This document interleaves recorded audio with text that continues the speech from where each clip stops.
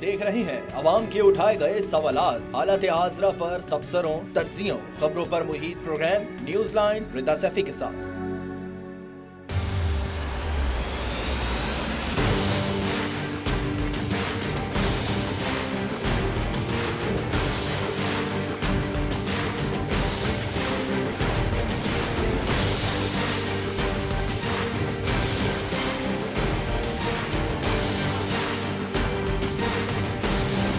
NDA की लगातार तीसरी बार सरकार बननी तय है। The main thing that this election has said, the country has unanimously and clearly stated, we do not want Mr. Narendra Modi and Mr. Amit Shah to be involved in the running of this country.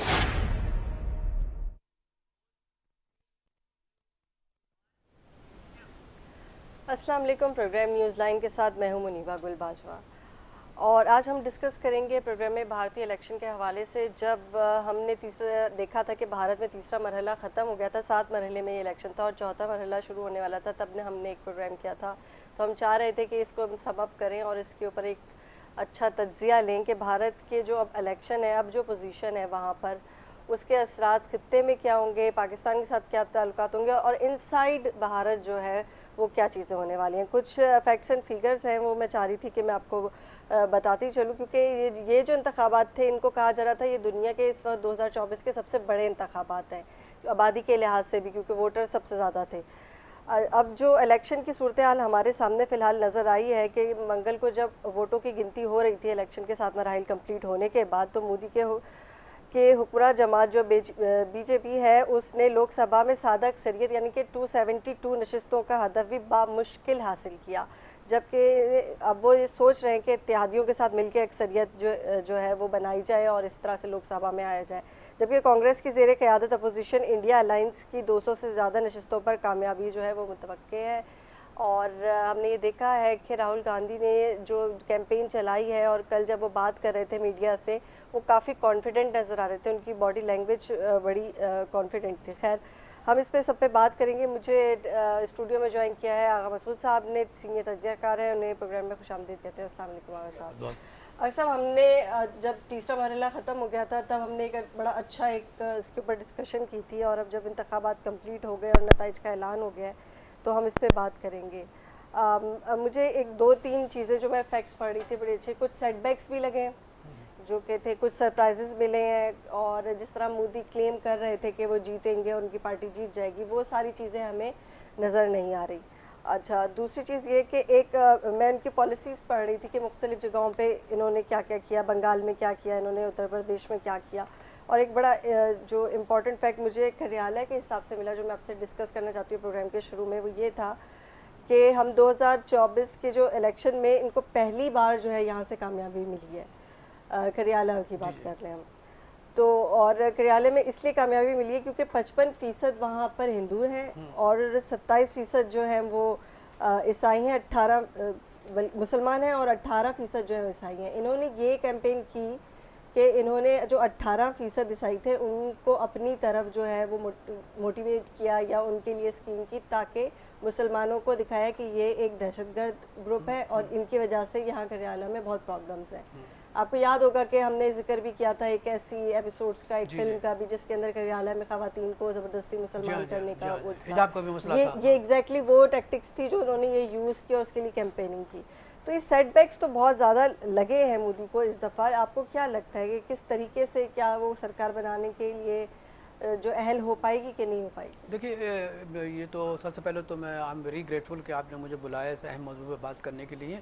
देखिए, अभी हम यानी हतमी तौर पर तो नहीं कह सकते कि मोदी जो है वो हुकूमत बनाएगा, लेकिन ये बात तो ज़रूर कह सकते हैं कि मोदी को इतना बड़ा धचका लगा है कि मैं समझता हूँ कि वो सारी ज़िंदगी इस धचके को नहीं भूलेगा।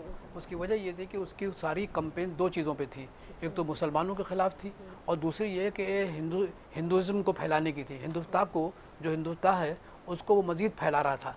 तो 2 मतलब चीज़ों पे उसने कंपेन की। आपको मालूम है कि जब राजस्थान में मैं गया ये अपनी कंपेन करने के लिए, तो उसने कहा राहुल गांधी को मुखातिब करके कि राहुल गांधी, तुम्हें मालूम नहीं कि मुसलमान जो है इन्फिल्ट्रेटर्स हैं, ये घुसपैठिए हैं। और दूसरी बात उन्होंने कहा कि जब इनको जब आप आएंगे तो इनको मतलब बहुत सी चीज़ें मिलेंगी, मराहत मिलेंगी, इनको नौकरियां मिलेंगी मिलेंगी। तो इस किस्म की बातें उसने की। तो इसका जो पूरा जो जो कैंपेन का जो रुझान था नरेंद्र मोदी का, वो था मज़हब का कार्ड इस्तेमाल किया। फिर दूसरी बात ये है कि वो हिंदुस्तान को हिंदू मुल्क बनाना चाहता है, हिंदू राष्ट्र। तो हिंदू मुल्क बनाने के सिलसिले में उसने बड़ा लोगों को एक्सप्लॉइट किया। अब राम मंदिर बनाया, राम मंदिर भी तो मतलब अयोध्या में। मैं बिल्कुल यही मैं कह रही थी कि इस साल जनवरी में मोदी ने राम मंदिर का इफ्तिताह किया था और उसको इलेक्शन की कैंपेन के तौर पे इस्तेमाल करने की कोशिश की। जी हाँ। किस हद तक कामयाबी लगती है? देखिए, मैं ये समझता हूँ कि कामयाबी ज़्यादा इसलिए नहीं हुई। उसकी वजह यह है कि देखिए, राम मंदिर तो वैसे भी कंट्रोवर्शियल था, और यह है कि उनकी जो आर्काइव्स थे, उन्होंने तो कहा था कि यहाँ ऐसी कोई शवाहिद नहीं मिलते कि राम पैदा हुए। लेकिन एनी हाउ उन्होंने बाबरी मस्जिद को मतलब तोड़ा उसको। उसमें एल के आडवाणी बहुत पेश थे, एल के आडवाणी वगैरह सब ये सब पेश थे। लेकिन ये मैं समझता हूँ कि राम मंदिर, इसके अलावा ये कि औरंगजेब की एक मस्जिद थी बनारस में, वाराणसी में, उनको भी उन्होंने मतलब मस्मार किया। ये एक्चुअली मुसलमानों के पूरे नामो निशान को, मुसलमानों ने जो तारीखी किरदार अदा किया 1000 साल हिंदुस्तान के अंदर, वो उसको मलियामेट करना चाहता। और अमित शाह इसके साथ शामिल था। तो ये अमित शाह और राजनाथ सिंह जो उनका वज़ीर दाखिला है, ये 3 एक्सट्रीमिस्ट लोग थे और अब हैं जो हिंदुस्तान को हिंदू मुल्क बनाना चाहते हैं, और जो अक़लियतों के लिए कोई गुंजाइश नहीं रखते, ना अपने दिल में ना अपने तरीक़ेकार में। और एक जो सबसे बड़ी बात मेरा ख्याल है कि हिंदुस्तान को, आवाम को जो रिलीफ मिला, वो ये कि ये कॉन्स्टिट्यूशन को बदल रहा था। मतलब ये कि अगर इसको बिल्कुल ऐसी है। मैंने मुबस्सरीन के कुछ तबसरे भी पढ़े हैं और मुख्तलिफ इंटरनेशनल जर्नलिस्ट ने लिखा है इंडिया के इलेक्शन के बारे में। उन्होंने यही लिखा है कि वो इस दफ़ा इलेक्शन में इतना ज़्यादा वोट चाहता है, यानी कि लोकसभा में इतनी सीट्स ज़्यादा है ताकि वो रूल्स अपने जो कॉन्स्टिट्यूशन है उसके अंदर वो चेंजेस लें। जी हाँ, मिसाल के तौर पर कि इसने मतलब ये एक कैंपेन में ये कहा था कि मैं 400 से ज़्यादा सीट ले लूँगा। जब है ना, तो 400 से ज़्यादा सीट तो उसको मिली नहीं। दूसरी बात ये कि अगर खुदा ना खास्ता ये हिंदुस्तान के सेकुलर कॉन्स्टिट्यूशन को ये बदल देता, तो मैं आपको यकीन दिलाता हूँ कि जो मुसलमान वहाँ पर हिंदुस्तान में है ना, उनके लिए जो ना बिल्कुल वही सूरत हाल पैदा होती है जैसे हंगूरा का हुआ था वहाँ पे बर्मा में। तो मैं ये समझ रहा हूँ कि ये एक बहुत बड़ा हुआ। दूसरी बात ये कि हमें राहुल गांधी का जो कैंपेन है उससे तो कमाल कर दिया। आपको मालूम है कि 2 इलेक्शंस में, यानी जो लास्ट इलेक्शन हुए थे उसमें भी मतलब कांग्रेस जो थी वो बुरी तरीके से हारी। इससे पहले भी मतलब कांग्रेस जो है उसका परफॉर्मेंस अच्छा नहीं था। लेकिन इस दफ़ा राहुल गांधी ने जिस तरीके से मेहनत किया मुख्तलिफ उसके जी मेहनत की। और उससे सबसे बड़ी बात है, उसने कहा कि हिंदुस्तान में जितनी भी अक़लियतें रह रही हैं उसका एक ही स्लोगन था कि सब हिंदुस्तानी हैं, देयर ऑल इंडियंस। तो और इसीलिए उसका जो टाइटल है वो भी इंडिया था। तो मैं ये अर्ज़ कर रहा हूँ कि राहुल गांधी ने तो कमाल कर दिया। और एक ऐसी अपोजिशन, चलिए थोड़ी देर के लिए हम आपस में गुफ्तगू करते हुए ये बात तय कर लें कि नरेंद्र मोदी जो है सिंपल अक्सरियत से हुकूमत बनाएगा। सिंपल अक्सरियत से बहुत ये होगा कि वो किसी किस्म का कॉन्स्टिट्यूशनल जो अमेंडमेंट नहीं ला सकेगा। लेकिन एक पावरफुल अपोजिशन तो आ गई ना। और राहुल गांधी की सूरत में मैं समझता हूँ कि ये उन ख्यालात की नुमाइंदगी करेगा जो नेहरू के थे, गांधी जी के थे, इंदिरा गांधी के थे। और इनके सारे ख्यालात ये थे कि हिंदुस्तान जो है एक सेकुलर स्टेट है जिसके अंदर मुख्तलिफ अक़लियतों को ज़िंदा रहने का हक़ है, कॉन्स्टिट्यूशनली भी, हर लिहाज से भी। तो ये एक बहुत बड़ी डिफ़ीट है। ये नरेंद्र मोदी को इतना बड़ा धचका लगा है। अगर खुदा ना खास्ता इसको 400 सीट मिल जाती जैसे कि इसने कैंपेन में कहा था, तो मैं समझता हूँ कि मुसलमानों के लिए तो बड़ा मसला हो जाता। और मुसलमानों की जो तहजीबी, तमद्दुनी और मुसलमानों की जो अखलाक़ी एक क़ुव्वत थी और उनकी जो हैसियत है वो भी मुतासर होती, माशी तौर पे भी और सियासी तौर पे भी। अच्छा, मुबस्सरीन का ये भी कहना था कि कांग्रेस की जो सियासी मैदान में वापसी जो है ना, ये बड़ी अच्छी साबित होगी भारत के लिए, क्योंकि इससे जो है जो चीज़ हमें मीडिया पे नहीं नज़र आती, जो हम नहीं देखते, वो ये है कि बहुत अक्सरियत वहाँ नौजवानों की ऐसी है जो कि बेरोज़गार है। और मोदी पिछले 2 टेन्योर में इनको जो है वो नौकरियाँ देने के लिए कुछ ख़ास तौर पर कारकर्दगी नहीं दिखा सके। अच्छा, एक और चीज़ मैं ये भी बताती चलूँ कि अलबत्ता जो बीजेपी की क़यादत वाले जो महाज़ है, नेशनल डेमोक्रेटिक अलायंस जो है एनडीए कहलाता है, उसको अक्सरियत हासिल हो गई है। इसे 292 नशिस्तें मिली हैं। ताहम बीजेपी की हुकूमत साजी के लिए मतलूबा कम से कम 272 जो है वो लोकसभा में नशिस्तें चाहिए होती है, उससे काफ़ी पीछे है। इसे 240 नशिस्तें मिली हैं अब तक, जो हमारे पास डाटा है उसके मुताबिक 240 है और 272 चाहिए लोकसभा की अक्सरियत के लिए। अब इसी तरह पोजीशन के मार्क्स की इंडियन नेशनल जो इनके डेवलपमेंट इंक्लूसिव अलायंस है, जो इंडिया है, जी, जिसका जी, जी, मुखफ़फ़ हाँ, इंडिया है, हाँ। उसको मजबूत Headed by तौर पर- राहुल गांधी। बिल्कुल, Yeah. इसको 234 और कांग्रेस को 99 नशिस्तें मिली हैं। अगर आप इसको सम अप कर लें तो ये 300 प्लस हो जाती हैं, यानी कि इंडिया जो इनकी अलायंस जी, जमात है जी, जी। कांग्रेस की, उसकी 234 नशिस्तें और 99 नशिस्तें कांग्रेस को डायरेक्टली जी मिली हाँ। हैं, तो ये आपकी 300 नशिस्तें हो जाती हैं। अब जब ये लोग बैठेंगे, अभी हमें ये पता नहीं है कि ये लोकसभा में अपोजिशन में बैठेंगे या गवर्नमेंट में बैठेंगे। अगर मोदी ने चीज़ों को रेडिकलाइज किया है वहाँ इंडिया पे, ये सब मानते हैं, बहुत और अच्छी बात उसने- कही आपने, हाँ। और बाबरी मस्जिद वाली चीज़ हमने पहले डिस्कस की थी। एक्सट्रीमिज्म को फरोग दिया है। अब आपने उन्होंने सिखों को खिलाफ किया, मुसलमानों के। जी, जी। हम मुख्तलिफ उनकी रियासतों की बात कर रहे हैं। जी। तो इन सारी चीज़ों के बाद आपको ये लगता है कि हुकूमत बनाने के लिए वो सरतोड़ कोशिश करेगा? हाँ बिल्कुल, देखिए मैं ये बता रहा हूँ कि ये चाहता है कि तीसरी बार वज़ीर आज़म बन जाए, और जब ये तीसरी बार वज़ीर आज़म बनेगा तो इसका मतलब ये भी हुआ कि 3 मरतबा अगर कोई वज़ीर आज़म हिंदुस्तान में रहा है वो नेहरू थे, जवाहरलाल नेहरू 3 मरतबा बने, तो ये उनके रिकॉर्ड भी तोड़ना चाहता है। लेकिन मैं समझता हूँ कि इसको शायद इस किस्म की बतावी अक्सरियत नहीं मिलेगी। और आपको मालूम है कि राहुल गांधी ने अभी ये कहा है कि हम हिंदुस्तान में नरेंद्र मोदी को देखना नहीं चाहते और अमित शाह को देखना नहीं चाहते। ठीक है, तो 2 के नाम लिए कि हम देखना चाहते, बल्कि मैं समझता हूँ राजनाथ सिंह का भी नाम लेना चाहिए, ये भी बड़े एक्सट्रीमिस्ट लोग हैं। तो अभी हम ये नहीं कह सकते, लेकिन मैं फिर भी आपको बता दूं कि अगर सिंपल मतलब अक्सरियत से ये आ जाता है नरेंद्र मोदी किसी तरीके से जोड़ तोड़ करके, मैं ही समझता हूँ कि ये हिंदुस्तान के लिए वो काम नहीं कर सकेगा जो ये करना चाहता है। मिसाल के तौर पे कि हिंदू राष्ट्र बना दे, हिंदू मुल्क बना दे, मुसलमानों को निकाल दे। कॉन्स्टिट्यूशन में इतना बड़ा कोई चेंज हाँ, नहीं कर कोई पाएगा, लाइन क्योंकि उनकी जो अपोजिशन है वो हाँ, बहुत स्ट्रॉन्ग बहुत स्ट्रॉन्ग। और फिर ये अच्छा, कि एक और फैक्ट भी मैं आपको ये बताती चलूँ कि हमें अगर ये लग रहा है कि शायद मोदी आ जाए या अक्सरियत वो कर ले, उसे 2 अपनी जो हलीफ जमातें हैं उनसे जो है वो उनको अपने साथ शामिल करना पड़ेगा। और इसकी बड़ी वजह है कि हुकूमत की 2 हलीफ जमातें जो हैं वो तेलुगु देशम पार्टी है और जनता दिल यूनाइटेड है, इनके रहमो करम पे रहना पड़ेगा। अच्छा, इनका जो एजेंडा है या इनका मैनिफेस्टो जो है वो बिल्कुल अलग है। सही फरमाया आपने, बिल्कुल तो एग्जैक्टली। उसके साथ हुकूमत अगर वो बना भी लेते हैं तो क्या इन दोनों जमातों का असर भी तो आएगा ना उस हुकूमत के ऊपर? नहीं, बिल्कुल असर आएगा। देखिए आपने बिल्कुल सही फरमाया। दूसरी सबसे बड़ी बात ये कि नरेंद्र मोदी कोशिश करने के बावजूद भी अपने फ़लसफ़े को आगे नहीं लेकर आए। देखिए इसका फ़लसफ़ा क्या है? हिंदुस्तान एक किताब है, उसके अंदर यही लिखा है कि मुसलमानों को कोई हक़ नहीं है, क्रिश्चियंस को कोई हक़ नहीं है, सिखों को कोई हक़ नहीं। सिखों के बारे में तो ये लिखा है कि ये बदमाश कौम है, मतलब this is the word they have used against the Sikh. तो सिखों ने जब ये पढ़ा अपने बारे में कि हम बदमाश हैं, तो अब जाहिर है कि वो खालिस एक अपनी अलहदा मुल्क की कोशिश कर रहे हैं। लेकिन मैं एक बात हमें जो बड़ी खुशी की बात है वो ये कि कम से कम इलेक्शन में मुसलमानों के सिलसिले में जो रवैया था बीजेपी का, वो इंटरनेशनली भी खुल के सामने आ गया। और यह है कि इनको वो जो हमारे जो अमेरिका है, हमारी यूरोपियन यूनियन है, इन लोगों ने भी खुल के कोई साथ नहीं दिया। वरना ये है कि ये मुस्तकिल कह रहा था कि मेरे साथ ये साथ देंगे, लेकिन ऐसा नहीं है। लेकिन ये मैं बता दूं कि इसका जो सबसे बड़ा एक पॉइंट था, जिससे कि वहाँ के बहुत से लोग जो हैं मुतासिर भी हुए, उसने कहा कि अगर फ़लस्तीन के सिलसिले में ज़रूरत पड़ी तो हिंदुस्तान का नौजवान वहाँ जाएगा। ये आपने आप खुद पढ़ा होगा अखबार में। तो मतलब कि he wanted to be involve into the international politics and जी हाँ। लेकिन मैं बता दूँ कि उसके लिए फायर बैक हुआ, ये फ्लैश बैक हुआ उसका। इसने जो कहा ना कि फ़लस्तीन में हमारे नौजवान जाएंगे। और अभी जो आपने एक बात कही ना कि नौजवानों की बेरोजगार, ये देखिए यहाँ पर एक कंपेन चलती है, हमारे यहाँ पाकिस्तान में एक कंपेन चलती है कि भाई हिंदुस्तान में जो है शहद की और दूध की नहरें बह रही हैं। भाई ऐसा नहीं है। वहाँ पे तकरीबन मेरा ख्याल है 50 करोड़ लोग जो है गुर्बत की नीचे ज़िंदगी गुजार रहे हैं, और नौजवानों का मुस्तकबिल जो है वो इंतहाई तारीख है। अच्छा, फिर दूसरी बात ये है कि हम इस पे नौजवानों पे खास तौर पे बात करेंगे, या मैं एक छोटा सा ब्रेक ले लूँ? हम एक ब्रेक लेंगे, वापस आएंगे और फिर गुफ्तगू का सिलसिला जारी रखेंगे।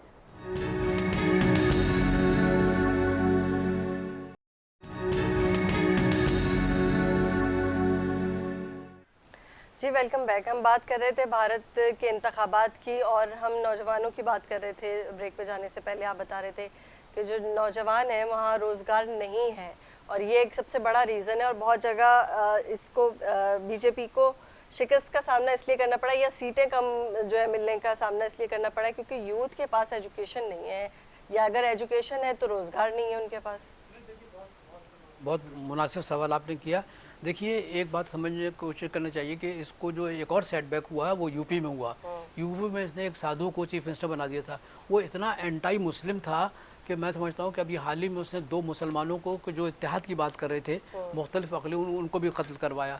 तो यूपी में इसको जो शिकस्त हुई है, जिस पर इसको बड़ा नाज था कि मैं यूपी में जीत जाऊँगा और यूपी के अंदर बड़ी तब्दीली लेकर आऊँगा, यूपी के जो नौजवान हैं उनका बड़ा इसमें रोल है। और दूसरी बात मैं बता दूँ कि जिस तरीके से मगरबी बंगाल में कम्युनिस्ट पार्टी का बड़ा अहम तरीन रोल था, इसी तरीके से यूपी के अंदर भी मतलब उन नौजवानों का जो कुछ सेकुलर हैं, जो मतलब अपनी सोच के एतबार से मतलब इंसान दोस्ती की बात करते हैं, बाहमी इत्तेहाद की बात करते हैं, उनका भी वोट बैंक था और उस वोट बैंक की वजह से इसको अच्छा, अगर बंगाल की बात करें तो कुछ फैक्ट्स शेयर करते हैं, फिर इस पे गुफ्तगू करते हैं। मगरबी बंगाल की अगर हम बात करें तो इस वक्त मरकज़ में opposition all India Trinamool Congress party है, जो कि टीएमसी कहलाती है, इसकी हुकूमत है और ये जमात इंडिया के इत्तेहाद की है, यानी कि उसका अलायंस है जो इंडिया जो है उसका। अच्छा, मरकज़ में हुक्मरान जमात जो है वो बीजेपी ने 2014 के मुकाबले में 2019 में बेहतर कारकर्दगी दिखाई थी और 42 में से 19 नशिस्तें जो है वो जीत चुका था। इस मरतबा बीजेपी ने मगरबी बंगाल में जिन नशिस्तों पे बरतरी हासिल की है, इनकी तादाद सिर्फ 12 है और टीएमसी ने 29, जबकि एक नशिस्त जो है कांग्रेस ने हासिल की है। तो 29 और एक नशिस्त मिला लेंगे तो इत्तेहाद है, 30 इनकी हो गई तो 12 ही हो गई। तो मगरबी बंगाल में अच्छा खासा सेटबैक लगा है। देखिए मुनीबा, मैं आपकी खिदमत अर्ज करूँ, बंगाल जो है ना, उसमें वहाँ पर आपको मालूम है कि माजी में, यानी माजी से मुराद के 10-12 साल पहले कोई तकरीबन मेरा ख्याल है कि 35 साल तक कम्युनिस्ट पार्टी की हुकूमत रही। और कम्युनिस्ट पार्टी की हुकूमत मतलब ये कि वो सेकुलर हुकूमत होती है और उनकी बुनियादी ये होती है कि सब इंसान बराबर हैं और वो चाहते हैं कि हर इंसान को रोज़गार मिलना चाहिए, उसको इज़्ज़त मिलनी चाहिए। और यह है कि सबसे बड़ी बात है कि अगर माशरा माशी तौर जी जी जी और रिलीजन को खुदा ना खास्ता ये कि मैंने तो मगरबी बंगाल पे बहुत लिखा भी है, उन्होंने कभी रिलीजन को माइनस नहीं किया। भाई आप रिलीजन भी वो आपकी अपनी प्रैक्टिस के लिए वो उसकी आज़ादी देते हैं आपको, लेकिन ये नहीं कि भाई हिंदू जो है उसके ऊपर मतलब बाकी लोगों के ऊपर मोतबर हो जाएंगे या मुसलमान इस जगह पे हो जाएंगे, इस तरह नहीं है। जी हाँ, तो मतलब ये कि ऑलमोस्ट देवर सेकुलर, तो उसकी वजह से भी मतलब ये कि वहाँ बड़ा तब्दीली आई है। और मैं ही समझता हूँ कि मगरबी बंगाल की जो लहर है सोचने की, वो लहर बहुत तेज़ी से आगे बढ़ी है और यही वजह है कि राहुल गांधी को, जो अभी आपने एक आज़ाद शुमार जो पेश किए ना, राहुल गांधी को जो जिस तरीके से क़ुव्वत और हौसला मिला है वो यहीं से मिला है, यहीं से मिला है। तो वो अच्छी, और यही वजह है कि आज हिंदुस्तान में जो हिंदुस्तान का दानिश, देखिए हिंदुस्तान में 2 किस्म के लोग हैं। हिंदुस्तान में कुछ इस किस्म के भी लोग हैं जो अखबार में काम करते हैं और उनका बुनियादी फ़लसफ़ा ये है कि मुसलमानों को कोई ज़्यादा हक़ नहीं मिलना चाहिए, और वही टीम थी कि जो बाकायदा उसको हिमायत कर रही थी और ये तासुर दे रही थी कि इनको 400 सीटें मिल जाएंगी। तो वो जितने भी सहाफ़ी थे जो इनके हम नवा थे, हम ख्याल थे और इनकी हिमायत कर रहे थे, उनको सबको नाकामी हुई। और वो जो सहाफ़ी थे जो बैठ के वहाँ बात कर रहे थे, वो ये कह रहे थे कि ये कहना बिल्कुल क़ाबिल वक्त है कि इनको 400 सीटें मिल जाएंगी, या ये है कि वो हिंदुस्तान के कॉन्स्टिट्यूशन को बदल देंगे, या जो कॉन्स्टिट्यूशन गांधी जी ने, नेहरू ने या इंदिरा गांधी ने बनाया था उसको बिल्कुल वो कर देंगे। कहने लगे ये मुमकिन नहीं है। और मैं समझता हूँ कि वो जो जर्नलिस्ट थे, वो जो दानश्वर थे, वो कामयाब रहे, क्योंकि उनको उनकी ये जो तबसरे थे, उनकी ये जो तज्जिया था बिल्कुल सही था। और ये इसी में हिंदुस्तान की जो है हिंदुस्तान की आज़ादी की जो बुनियाद है वो सेकुलरिज्म पर है, क्योंकि हिंदुस्तान में कितनी मेरा ख्याल है, मैं समझता हूँ तकरीबन कोई 45 से ज़्यादा कौमें बसती हैं और तकरीबन कोई मेरा ख्याल है कि कोई 30 से ज़्यादा लैंग्वेजेस हैं, ज़बानें हैं। तो वो तो नेहरू ने, और ये जो फ़लसफ़ा है सेकुलरिज्म का, कोई हिंदुस्तान का नहीं है, ये तो यूरोप से लेकर आए थे। वो तो कलीसा जब मतलब ये कि वहाँ पर मज़हब की बुनियाद पर लोगों को तंग कर रहे थे, मार रहे थे, तो उससे खौफज़दा होकर उन्होंने सेकुलरिज्म की बात की। अब जब सेकुलरिज्म यूरोप में कामयाब रहा तो फिर ये हिंदुस्तान में लेकर आए, क्योंकि हिंदुस्तान के और हम सब तो वैसे भी, इंडिया भी कॉलोनियल स्टेट है ना, उसके अंदर तो इफेक्ट आएगा वो कॉलोनियल स्टेट का, ब्रिटिश का। अभी आप जो 400 की बात कर रहे थे, मैं नाजरीन को थोड़ा सा उसके ऊपर वो अपडेट कर दूं कि वो क्या थे कि नरेंद्र मोदी ने अपने खिताब में 400 पार का एक नारा लगाया था। और वो 400 पार क्या है कि जिसके ऊपर एक सीनियर तज्जियाकार जो है और सहाफ़ी आशुतोष का कहना था कि बीजेपी के रुकन पार्लियामेंट आनंद हेगड़े जैसे जो बाज़ सियासतदान हैं उनको इस बयान पे कि पीजीवी को 400 जो है वो सीटें मिलेंगी, इसलिए सीटें चाहिए थी कि वो आइन को तब्दील कर सकें। उन्होंने दलितों को और पसमानदा तबकात को नाराज कर दिया इस वजह से। उनके मुताबिक ये अंदेशा लाक हो गया था कि बीजेपी इनके आइनी हुकूक सलब कर लेगी, लिहाजा तबकात की जानिब से खामोशी मगर सख्त रद्द अमल का मुजाहरा किया गया इलेक्शन के दौरान। यानी कि उन्होंने अपने वोट जो थे वो बड़े खामोशी से डाल दिए कांग्रेस को, बीजेपी को नहीं डाले। तो एक जो महज़िब तरीका होता है उस तरीके से उन्होंने इस्तेमाल किया। लेकिन ये बड़ा अच्छा तजिया था, मैंने कहा नाज़रीन को बता दूं ये 400 नहीं, ये तो बहुत अच्छी बात। दूसरी बात ये है कि इसको एक और धचका लगा जिसकी वजह से ये शर्मिंदा भी है। ये कश्मीर में नहीं गया, मकबूजा कश्मीर में ये नहीं गया, और इनकी कोई पार्टी जो थी ना उसमें इलेक्शन नहीं लड़ी थी। इनकी जो छोटी मोटी पार्टियां जो बनी हुई थी, जो उनके साथ समझ रही थी कि हमें मदद करेंगे, वो भी उन्होंने मदद नहीं की। तो कश्मीर का जो मसला था वो, इसका मतलब ये कि कश्मीर का मसला दोबारा मतलब ये कि सरफेस पर आया है, और ये है कि वहाँ के आवाम ने बीजेपी को कोई वोट नहीं दिया और बीजेपी डर के मारे उसमें किसी इलेक्शन में हिस्सा नहीं ले सकी। तो मैं ये समझता हूँ कि पाकिस्तान को कम से कम ये सोचना चाहिए कि अब जबकि ये इसने ऐसा ये काम किया है कि वहाँ पर ये इलेक्शन नहीं लड़ा, और इसके इलेक्शन लड़ने की दो मतलब ये कि नहीं, इसके इलेक्शन लड़ने में दो चीज़ें जो थी कार फरमा थी। पहला तो ये था कि पाकिस्तान को खूब मतलब ये कि वो करो, पाकिस्तान को बदनाम करो कि पाकिस्तान जो है मुत्तहद नहीं है। और इसने एक मैनिफेस्टो में, आप यकीन करें मुनिबा, मैनिफेस्टो में ये लिखा है कि जब हम इलेक्शन जीत जाएंगे तो आज़ाद कश्मीर पे हमला करेंगे और उसको एनेक्स करेंगे। आप पढ़ लीजिए उसका मैनिफेस्टो, और उसको हम हिंदुस्तान की यूनियन टेरिटरी का हिस्सा बनाएंगे, जिस तरीके से उन्होंने 370 को मतलब किया और 35A को ख़त्म किया। तो मैं ये अर्ज़ करना चाहता हूँ कि ये अल्लाह की तरफ से बहुत बड़ा काम हुआ कि कश्मीर में ये नहीं जा सका, और कश्मीर में जो सूरत हाल है वो अब फिर वो दोबारा आ गई है कि कश्मीर जो है वो मुसलमानों का है, और कश्मीर में जिस तरीके से ये डेमोग्राफिक चेंजेस लाने की कोशिश कर रहा था, और अगर ये जीत जाता तो ये करता है ना, लेकिन अब नहीं कर सकेगा। तो कश्मीर का मतलब मैं समझता हूँ कि कश्मीर में कश्मीरी आवाम ने जो भी अपना जिस तरीके से उन्होंने अपने इत्तेहाद के ज़रिए नरेंद्र मोदी को माइनस किया है, इसको रिजेक्ट किया है, मैं समझता हूँ it's a great victory of the people of Kashmir. और इससे मतलब ये कि पाकिस्तान को फ़ायदा उठाना चाहिए, क्योंकि देखिए इसके जो मैनिफेस्टो है वो बड़ा ख़तरनाक मैनिफेस्टो है। उस मैनिफेस्टो में तो कहा है इसने कि we are going to annex, यानी ये जुमले इस्तेमाल किए इसने। तो अच्छा, हम जहाँ मुबस्सरीन की बात करें, मैं एक और कोट करना चाहूँगी। मुबस्सरीन ने इलेक्शन के ऊपर, भारत के इलेक्शन पे बात करते हुए ये भी कहा कि वोटर्स ने अपना फैसला सुना दिया, किसी एक पार्टी को मुकम्मल अक्सरियत नहीं दी। इंतखाबी नताइज का पैगाम भी बहुत वाज़ेह है, भारत एक सेक्युलर और एक जमहूरी मुल्क था और रहेगा, यहाँ के अवाम आमरीत को पसंद नहीं करते। यानी कि उन्होंने मोदी को एज ए डिक्टेटर भी वह कहा है, क्योंकि वो लसानी और मजहबी बुनियादों पर फसादात क्रिएट कराने में माहिर है।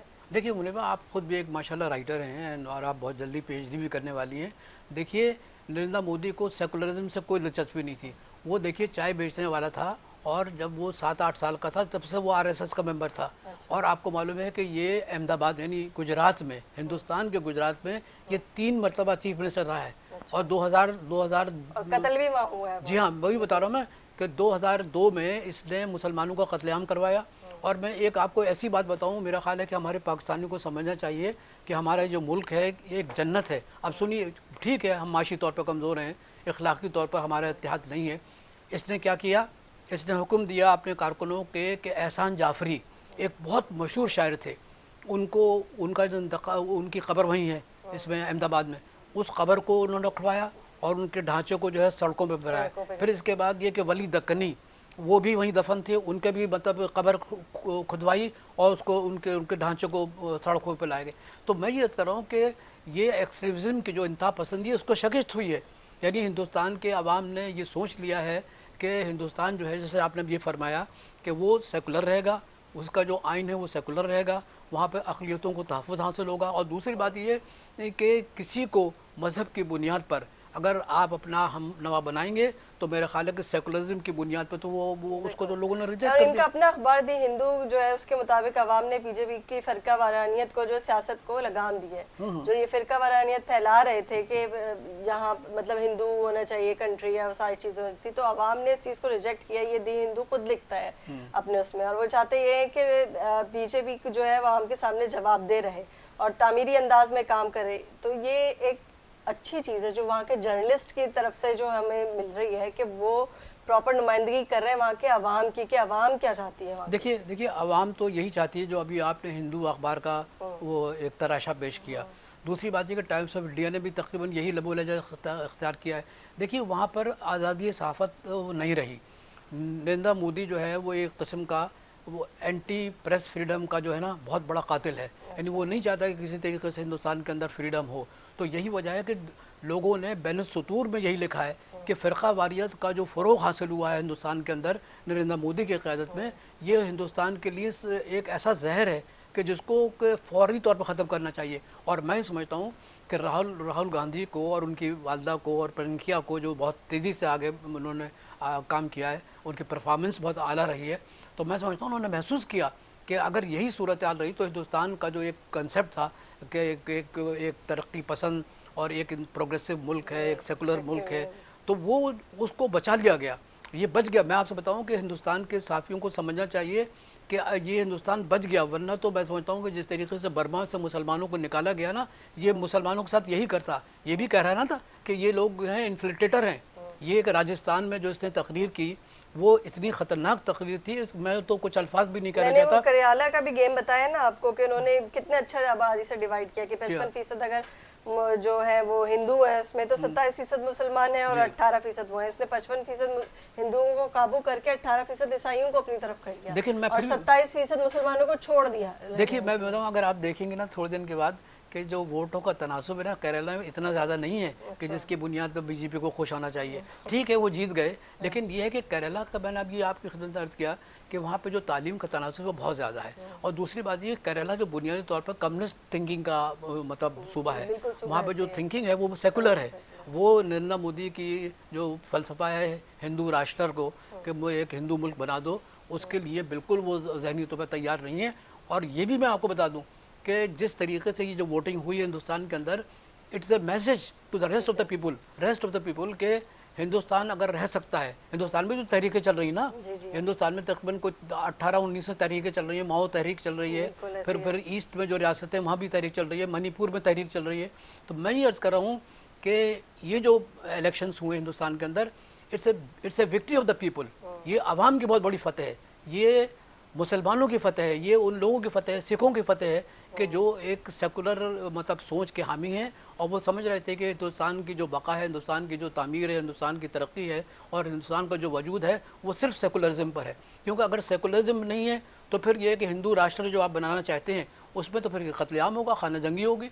तो मैं ये समझता हूँ कि a very good message has been sent by this election that India is a secular state where everybody has a right actually to live according to his faith and creed। तो ये तो बहुत बड़ी बात हुई है। अच्छा अब थोड़ा सा उत्तर प्रदेश की भी बात कर लेते हैं कि वहाँ क्या हुआ, कि यूपी में इनका क्या सफाया हुआ। अच्छा सबसे बड़ी रियासत है भारत की उत्तर प्रदेश और जिसकी आबादी जो है वो 24 करोड़ रुपए। अगर हम इसका मवाजना, मेरे पास डिटेल तो बहुत सारी है लेकिन हम क्विकली कर लेते हैं, 2019 से मवाजना कर लेते हैं। तो यूपी का, हाँ उत्तर प्रदेश का, बिल्कुल यूपी का। तो अगर हम 2019 की बात करें तो इसमें जो थी एनडीए ने यहाँ से 64 नशिस्तें जीती थी और 62 बीजेपी ने जीती थी, जबकि अपोजिशन की जो एक जमात है समाज पार्टी जो उसने 10 थी, फिर समाजवादी पार्टी ने 5 नशिस्तें जीती थी। लेकिन 2024 में आपको नतीजे बहुत डिफरेंट मिलेंगे क्योंकि जब तक वोटिंग काउंट हो रही थी उनके नतीजे के मुताबिक जो है समाजवादी पार्टी ने 37 नशिस्तों के साथ लीड कर रही है और ये वो जमात है जो कि इंडिया यानी कि कांग्रेस के साथ अलायंस करेगी। जबकि कांग्रेस पार्टी की खुद की 6 नशिस्तें, इसी तरह अपोजिशन इंडिया अलायंस की 43 नशिस्तें। तो ठीक ठाक सेटबैक लग गया इधर यूपी में भी। अगर ये लोग तीनों मिल भी जाते हैं तो ये अच्छी खासी नशिस्तें जो हैं वो 80 में से टोटल 80 नशिस्तें हैं जो कि होती हैं हमारे पास। तो अगर इनके 37 और 6 और 43 मिला लें तो हमारे पास अच्छी खासी नशिस्तें हैं कि ये जीत गए। देखिए जो आपने यूपी की बात की तो आपको याद है कि इस तज्जिए से पहले मैंने भी आपको यूपी का हवाला दिया था। देखिए यूपी में इन्होंने एक हिंदू आदमी को, एक जो सैफरोन का था ना, उसको वज़ीर आला बनाया। उसने क्या किया, वहाँ पर कत्ल भी किया, लोगों को कत्ल, मुसलमानों को कत्ल भी करवाया। दूसरी बात ये कि उसने जो मुसलमानों के नाम थे स्टेशनों के या मतलब सड़कों के, वो भी तब्दील कराए। इलाहाबाद कितना मतलब मशहूर नाम था, मतलब ये कि लोग जवाहरलाल नेहरू या उनके ख़ानदान को इलाहाबाद के हवाले से जानते थे कि भाई इलाहाबाद के रहने वाले हैं ये हैं। तो ये जो तरीक़ेकार था इसमें यूपी के जो लोग थे उनको इंतहाई यानी नापसंद था और वो पसंद नहीं करते थे। लेकिन जाहिर है कि इनका जो तरीक़ेकार था आरएसएस के गुंडों के ज़रिए घरों पे हमला करना, मस्जिदों पे हमला करना, तो इसलिए वो खुलकर सामने नहीं आए। लेकिन जब ये इलेक्शन कैंपेन शुरू हुई तो वो खुलकर सामने आए और उन्होंने बताया कि भाई ये जो सैफरून पहना हुए इन्होंने जो चीफ मिनिस्टर बनाया हुआ है, ये तो न सिर्फ ये कि एंटी मुस्लिम बल्कि एंटी इंडिया है। तो चुनाचे इनको वहाँ पर बहुत बड़ी शिकस्त हुई और मैं समझता हूँ कि यूपी की शिकस्त इस बात की गमाज़ है कि आइंदा भी मेरा ख्याल है कि अगर कोई छोटे मोटे इलेक्शंस होंगे मुख्तलिफ उसमें, तो इनकी ये जो सोच है कि हिंदू राष्ट्र बना दो, कि हिंदू मुल्क बना दो, वो उसमें कामयाब नहीं होंगे। और मैं ये समझता हूँ कि इस सिलसिले में पाकिस्तान की हुकूमत को इस चीज़ को आगे बढ़ाना चाहिए और उसके उस मैनिफेस्टो को भी सामने रखना चाहिए जिसमें उन्होंने कहा था कि हम कश्मीर को, आज़ाद कश्मीर पर हमला करके इसको इंडियन यूनियन में शामिल कर लेंगे। तो हमारे लिए तो ऐसी सामने चीज़ें आई हैं कि हम उस पर बहुत कुछ लिख सकते हैं, बहुत कुछ बोल सकते हैं। और मैं समझता हूँ कि हिंदुस्तान के अवाम ने एक बहुत अच्छा फैसला किया है और वो फैसला ये किया है कि India remains a secular state, India remains one of the state where everybody has a right actually to exist according to the his faith and the creed. और तीसरी बात जो है कि if India wants to progress, को उसमें नौजवानों को जो उनको जो है ना शामिल करना पड़ेगा, लाना पड़ेगा जो कि नहीं है। और चौथी बात यह है कि they have to work to eradicate the poverty, क्योंकि हिंदुस्तान में जो पॉवर्टी है बड़ी भयानक पॉवर्टी है, इतनी गुर्बत है कि आप उसका अंदाज़ा नहीं कर सकते। और यहाँ के कुछ लोग जो है ना नाउज़ुबिल्लाह पाकिस्तान दुश्मनी में वो हिंदुस्तान की इक़्तिसादी तरीक़े को, भाई अंबानी कितने लोग होंगे, टाटा कितने लोग होंगे, कितने को जो, और फिर इसके बाद ये कि अंबानी का सिंबल है वहाँ का, अंबानी के घर के आगे कितने लोग जो हैं वो झोपड़ियों में रह रहे हैं। आप कभी इन्होंने हिंदुस्तान देखा नहीं, मैं 8 मरतबा हिंदुस्तान गया हूँ। आपने मीडिया पे जो हिंदुस्तान देखा है वो रियलिस्टिक नहीं है, या जो आप बॉलीवुड की फिल्मों में देखते हैं वो रियलिस्टिक नहीं है। जो असल हिंदुस्तान है वो शायद दिखाया ही नहीं जाता, जिससे होता है ना आप इंटरनेशनल इमेज खराब नहीं करते। हम बार बार बात करते हैं कि हम तो खुलेआम पाकिस्तान में हर बात कर देते हैं इंटरनेशनल इमेज खराब होने के लिए। भारत अपना इंटरनेशनल इमेज खराब नहीं करता, बिल्कुल उसकी हमेशा से कोशिश रही कि उसका इंटरनेशनल इमेज खराब ना हो, जो कि उसको जो है इसकी वजह से ही आसानी हुई है अमेरिका तक रसाई करने में और अमेरिका के साथ अच्छे ताल्लुकात करने में। लेकिन एक जुमला मैं कहूँ आपसे इजाज़त हो, मैं दरअसल ये कह रहा था कि जो हिंदुस्तान में गुजरात में जो मुसलमानों का कत्लेआम हुआ तो अमेरिका ने इसको वीज़ा देने से इनकार कर दिया था। ही वॉज डिक्लेयर्ड ए कसाब, गुजरात के कसाब से इसको वो करते थे और वहाँ की कोर्ट भी इसको कहती थी कि ये गुजरात का कसाब है। अब ये गुजरात का कसाब जो था ये वाकई कसाब बन गया और ये मुसलमानों के लिए सुहाने रूह बन गया, मुसलमानों के लिए तकलीफ दे यानी अजियतनाक, मतलब ये कि इसने कहा, वो आपको तो याद है कि जिस ज़माने में ट्रंप आए थे, है ना, आज से कोई 3-4 साल पहले, तो शाहीन बाग में मुसलमान मुजाहरे कर रहे थे कि हमें हुकूक मिलने चाहिए, अमेरिका को चाहिए कि वो अपनी पॉलिसी को रिव्यू करे। आप यकीन 75 औरत, मर्द और बच्चों को उन्होंने कत्ल करवाया और ट्रंप से एक जुमला नहीं निकला कि भाई दिस इज़ ए जेनोसाइड है। बहुत ज़ाहिर है कि फिर इसके बाद ये कि वो शाहीन बाग के अलावा उन्होंने मुसलमानों के जो अमलाक थे उनके घर से उनको नजर आतिश किया। इसके ये नरेंद्र मोदी जो है ये एक इस किस्म का एक इंतहा पसंद आदमी है जिसको कि मैं समझता हूँ इलेक्शन ने इसको इसके चेहरे पे कालिक मल दी है और ये अब अपने असली रूप में आ गया है कि अब आइंदा जो है ना अगर इसने कोई ऐसे इक़दाम किए जिसमें कि rest of people actually will not enjoy the freedom, तो मैं समझता हूँ कि ये वहाँ पे इलेक्शन लोकसभा में बैठ भी नहीं सकेगा क्योंकि। लेकिन अभी आप जो हमने इतनी सारी डिटेल में डिस्कशन किया और भी हम चीज़ें डिटेल में इनकी देखेंगे कि क्या है। जैसे कांग्रेस और समाजवादी पार्टी की जो केमिस्ट्री है बड़ी अच्छी है। मुख्तलिफ तज्जिया निगार जो है ना वो ये कहते हैं कि माजी के मुकाबले में इस बार कांग्रेस पार्टी और समाजवादी पार्टी की शराकत ने बेहतर नताइज दिए हैं और अखिलेश यादव और राहुल गांधी की आपस में केमिस्ट्री बहुत ज़्यादा अच्छी है। तो अगर इनकी केमिस्ट्री अच्छी है तो पॉसिबिलिटी बन रही है जिस तरह के नताइज आ रहे हैं कि शायद लोकसभा में जो है इस दफ़ा कांग्रेस बैठे अपने अलाइड। देखिए बिल्कुल आप जो आपका ये तजिया बिल्कुल सही है। देखिए समाजवादी पार्टी को मैं जानता हूँ अच्छी तरीके से और मैं समझता हूँ समाजवादी पार्टी जो थी वो इट वॉज ए बुल्क वार्क against the extremism policy of Narendra Modi. तो इनकी और राहुल गांधी की जो एक फ़लसफ़ा है यानी सेकुलरिज्म का और ये कि सारे तबक़ात जो हिंदुस्तान में बस रहे हैं उनको साथ ले जाने का, तो समाजवादी पार्टी और ये एक ही थे, बल्कि समाजवादी पार्टी का तो बड़ा अच्छा रोल रहा है यानी उन्होंने बाकायदा इसको चैलेंज भी किया है नरेंद्र मोदी को। तो मेरी ज़ाती राय ये है, बल्कि ये कि इन इलेक्शंस की वजह से मेरी ज़ाती राय ये बनी है कि समाजवादी और ये कांग्रेस मिलकर और आइंदा भी मतलब ये कि अगर चलते रहे तो बिल्कुल आप सही फरमा रही हैं कि they might form the government, बिल्कुल आसानी से गवर्नमेंट बना सकते हैं। क्योंकि अभी तक जो नतीजे आए हुए हैं उस नतीजे से ये कहना कि नरेंद्र मोदी जो है वो बनाएंगे अगर बना भी लेते हैं तो मेरा ख्याल है कि उसको सिंपल मेजोरिटी मिलेगी। सिंपल 272 अगर, लेकिन ये 300 पे पहुंच जाते तो इनको मेजॉरिटी मिल जाएगी, सिंपल मेजोरिटी मिलेगी। और दूसरी बात ये कि he will be not in a position actually to alter the constitution of India. India के कॉन्स्टिट्यूशन को बिल्कुल नहीं बदल सकेगा। और इसमें मुसलमानों की देखिए बात असल ये है कि बहसियत एक मुसलमान, हम भी तो प्रोग्रेसिव हैं, मुसलमान हैं। मैं समझता हूँ कि अल्लाह की बहुत बड़ी मदद हासिल हुई है, क्योंकि मुसलमानों को जिस तरीके से ये मार रहे थे, मस्जिदों को मसमार कर रहे थे, पुरानी मस्जिदों को मसमार किया। बाबरी मस्जिद तो एक मिसाल है ना, इसके अलावा कितनी मस्जिदों को उन्होंने ताले लगवाए, कितने ऐसे जो है वो मज़ारात बने हुए थे जिनको खत्म किया है, जिन पे जाते थे, जिन पे खुद मुसलमानों के अलावा हिंदू भी जाते थे। उन्होंने कई ऐसे मज़ारात जो है वो बंद कर दिया। आपको याद होगा कि यहाँ से कई हजार लोग जाते थे अजमेर शरीफ में जो है वो बिल्कुल जो बड़े औलिया कराम है उनके, लेकिन अब वो वीजे और वो चीजें वो नहीं रही जब से पिछले 10 साल से आप इसका टेन्योर देखें। नरेंद्र मोदी के जो पिछले के 10 साल है उसमें मुबस्सिरीन भी ये कहते हैं कि वो चीजें वो नहीं रही जो वहाँ एक इंडिया में आप खुल के सांस लेते थे, और जहाँ पर हिंदू सिख और मुसलमान एक ही जो है वो मज़ार पे जा रहे हैं और अपनी दुआ मांग रहे हैं। उसमें इस कल्चर में कोई फ़र्क नहीं आया था, लेकिन 10 सालों में इस कल्चर में फ़र्क आ गया है। देखिए, मैं आपकी बात बढ़ाते हुए मैंने खुद देखा, मैंने बताया ना कि मैं हिंदुस्तान कई बार गया हूँ, कि मेरे जवाहरलाल यूनिवर्सिटी मेरे लेक्चर भी थे। देखिए, हिंदुस्तान में मैंने बख्तियार काकी रहमतुल्लाह अलैह के मज़ार पे देखा कि हिंदुस्तान के हिंदू जो जिनकी अभी हाल ही में शादी हुई वो आते थे और सजदा करते थे बख्तियार काकी में, है ना। इसी तरीके से तो मोइनुद्दीन चिश्ती रहमतुल्लाह अलैह उनके मज़ार, मैं कहता हूँ कि फिर इसके बाद ये कि और भी ऐसे मज़ारात हैं कि जहाँ पर के हिंदू जो है ना कपिल्स जाते थे और उनसे दुआएं मांगते थे। तो मेरा कहने का मतलब ये कि नरेंद्र मोदी ने पाकिस्तान से हज़ारों लोग जाते थे। देखिए, पाकिस्तान में ऐसे लोग पाकिस्तान में बहुत ज़्यादा हैं कि जो बुज़ुर्गों से अक़ीदत रखते हैं, और उसकी एक वजह यह है कि हिंदुस्तान में जो इस्लाम फैला है वो तलवार से नहीं फैला, वो इन्हीं से वजह, ये खानकाई इस्लाम था। यानी इन्हीं खानकाओं में जो लोग बैठे हुए थे, जो अल्लाह को याद करते थे और लोगों को मसावात की तालीम देते थे, उनमें कोई तफरीक नहीं करते थे, तो उन बुजुर्गों की वजह से इस्लाम फैला। लेकिन आप ये जब भी देखें कि जब नरेंद्र मोदी जो है वो कहीं भी किसी जलसे से खिताब कर रहा होता है या वैसे बात कर रहा होता है और वो मुसलमानों की बुराई कर रहा होता है या उनको इन्फ्लिटेटर कह रहा होता है, जैसे आपने बताया कि ये तो घुसपैठी हैं, ये तो आ गए, लेकिन जितना दौर हुकूमत मुगल बादशाहों का उन सबका रहा है मुसलमान के दौर का, कभी भी जबरदस्ती किसी इंडियन को या हिंदू को मुसलमान करने की कोशिश नहीं की। और जैसे आपने बात की कि औलिया कराम के जरिए जो है और आलम दीन के जरिए जो है वो इस्लाम फैला है वहाँ के। भाई देखिए, आप तो उसके बाबरी पढ़ लीजिए, बाबर का जो मतलब जो तहरीरें हैं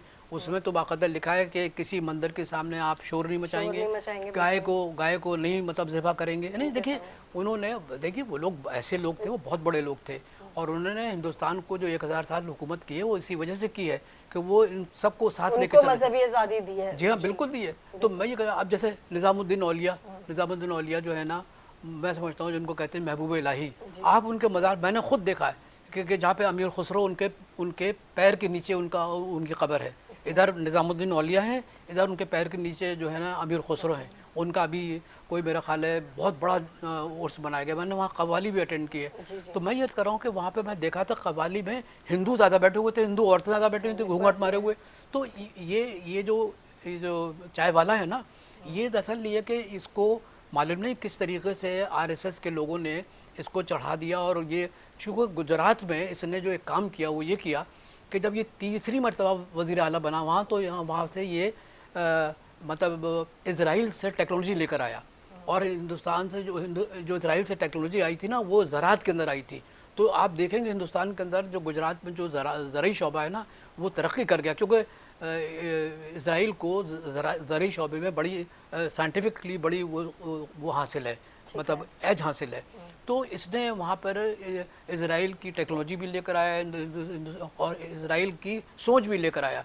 और इज़राइल की सोच क्या है कि जो भी मतलब इज़राइल के ख़िलाफ़ बात करे उसको उड़ा दो। आप देखिए किस तरीके से हरजीत सिंह को मरवाया कनाडा में, अमेरिका में मराया। तो ये एक नई इसने एक सोच अख्तियार की थी कि हिंदुस्तान में अखबार वालों को तो मरवा दो, उनको तो जिस तरीके से मुमकिन हो सके उनकी ज़बान बंद कर दो। लेकिन ये मतलब ये कि मुल्कों से बाहर जा रहे थे और वहाँ पे जाकर जो नरेंद्र मोदी के ख़िलाफ़ थे, इसके फ़लसफ़े के ख़िलाफ़ थे, हिंदुत्व के ख़िलाफ़ थे, तो उनको भी ये कत्ल करवा रहा था। तो अच्छा, एक बात मुझे समझनी है अपने लिए, क्योंकि प्रोग्राम में वक्त भी हमें नरेंद्र मोदी के हम पॉलिटिकली जो कैरियर है उस वहाँ से अगर शुरू करें तो जैसे आपने बताया कि इसने जिस तरह का मैसेकर वहाँ करवाया गुजरात में 2002 में इसको जो है कसाब के नाम से बुलाया जाता था, फिर वही शख्स जो है वो आके वजीर आजम बन जाता है और 2 टेन्योर जो है वो वहाँ रहता है उसी मुल्क के अंदर। और एक कंफ्यूजन ये है कि एक चीज है हमने जो पढ़ा है वो हिंदुस्तान पढ़ा है, फिर ये कहता है अखंड भारत, दोनों में से कौन सा सही है? देखिए इंग्लिश के लिए तो हम इंडिया यूज कर ही लेते हैं। देखिए आपने एक बहुत बड़ी बात कह दी और इससे एक जुमले में आपने इसके फलसफे एक्चुअली ये अखंड भारत ये दरअसल पूरी कोशिश ये कर रहा था कि किसी तरीके से पाकिस्तान के अंदर अफरा तफरी पैदा करके इसको अनेक्स कर लें। ये बहुत ख़तरनाक सोच थी। हमने अपने कॉलम में लिखा कि जो हमारे पाकिस्तानी जो लोग हैं वो दरअसल ये कि कुछ तो मेरा ख्याल है कि पैसे के ज़रिए काम करते हैं। मैंने तो ये भी लिखा कि देखिए अखंड भारत का मतलब ये नहीं है, अखंड भारत का मतलब ये है कि demolish Pakistan, destroy Pakistan and annex Pakistan with India. ये तो अखंड भारत जो आप फरमा रही हैं ये इतना ख़तरनाक सोच थी। और मैं समझता हूँ कि मैं फिर दोबारा ये कह रहा हूँ कि ये अल्लाह की तरफ से हुआ है कि इसको इबरतनाक मतलब के धचके मिले, इबरतनाक शख्स मिली है, चाहे ये सिंपल मेजोरिटी से हुकूमत बनाता है या न बना, लेकिन ये अपने उन हरकतों में कामयाब नहीं हो सकेगा। यानी ये कि कश्मीर को फतेह नहीं कर सकेगा, दूसरी पाकिस्तान को मतलब ये कि जिस तरीके से नुकसान पहुँचा रहा है वो भी नहीं कर सकेगा। क्योंकि देखिए इसके मैनिफेस्टो में लिखा हुआ है, जिसके मैनिफेस्टो में लिखा है कि हम कश्मीर पर हमला करेंगे और उसको बाकायदा इंडियन टेरिटरी में ले लेंगे। मैं समझता हूँ पाकिस्तान की हुकूमत को, फॉरेन ऑफिस को गौर करना चाहिए इसके मैनिफेस्टो पे और इस मैनिफेस्टो को देखें कि उसका जवाब भी देना चाहिए। मुझे अगर मौका मिले तो मैं तो उसका जवाब देने को तैयार हूँ। क्योंकि देखिए हम हिंदुस्तान से जंग नहीं चाहते, मतलब we don't want to fight for India, we want और जंग जो है ना कोई चीज़ इसका हल नहीं है। हम चाहते हैं कि we want to live peaceful coexistence. जो बात की थी ना, मतलब ये कि ये बात लेनिन ने भी कही, ये बात मार्क्स ने भी कही, ये बात जी जिनपिंग जो आजकल चीन के सदर हैं वो भी ये कहते हैं कि we live as a peaceful coexistence, पुरअमन बकाए बहामी, इसकी बुनियाद पर हमें रहना चाहिए।